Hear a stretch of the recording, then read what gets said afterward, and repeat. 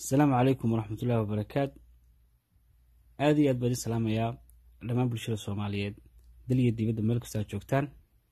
وحان دي لها نبض قوارا مركي حيقا وحان رواينا دي سوق بيو فرنير أو كوبان أو كردان عذر كاني كورونا ولا ليال حنون كاني كورونا وحو آدي هذا وصيف في ديال لمان دل كينا يدد كينا هذا بس ينو حكمينو عذر كاني فضلنا راعت المامها ay ku siinayaan bahda caafimaadku inaad afka xirato waxa ay yareynaysaa inaad qaado xanuunka ama aad qof kale qaatiiso walaa xanuunkani waa xanuun aad iyo aad u halis ah waa xanuun aafeeyay dadyo aad iyo aad u tiro badan naftoodina galaaftay dawadiisu waxa ay noqotay in guryaha la joogo ama aad loo kala fogaado lama bulshada Soomaaliyeed waxaan ku wargelinaa inaad raacdaan tilmaamaha haysiinaya bahda caafimaadku aad iyo aad u mahadsantihiin. Fanaanka Nimcaan Hilaac ayaa fariintaasi u diray dhammaan bulshada Soomaaliyeed asagoo ka codsaday in guryahooda ay ku ekaadaan si iskaga ilaaliyaan ama ay uga taxadaraan faafidda cudurkan adduunka saameeyay. Wadanka Soomaaliya ayaa waxaa kiisas kala diiwaan geliyay dowladda federaalka Soomaaliya ama wasaaradda caafimaadku ay sheegtay in ay gaarayaan ilaa 1,000 qofood taasi oo ka dhigan cagacageynaysa inay tirada guud ay gaari karto 1,000 qofood maalinta bari ah hase ahaatee tirada dhimashada dadka u dhintay cudurkaasi oo dowladdu ay diiwaan gelisay ayaa ah 42 qof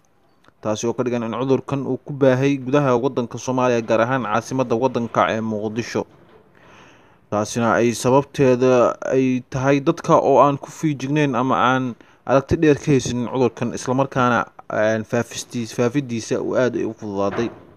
waxaana bulshada Soomaaliyeed uu ka codsaday fanaankan in ay guryahooda ku ekaadaan si iskaga ilaaliyaan ama uga taxadaraan faafidda cudurkaasi adduunka halaagay hadaba qof walba oo doonaya caafimaadkiisa asaga ay tahay in uu muhiimada koobaad siiyo taxadarka naftiisa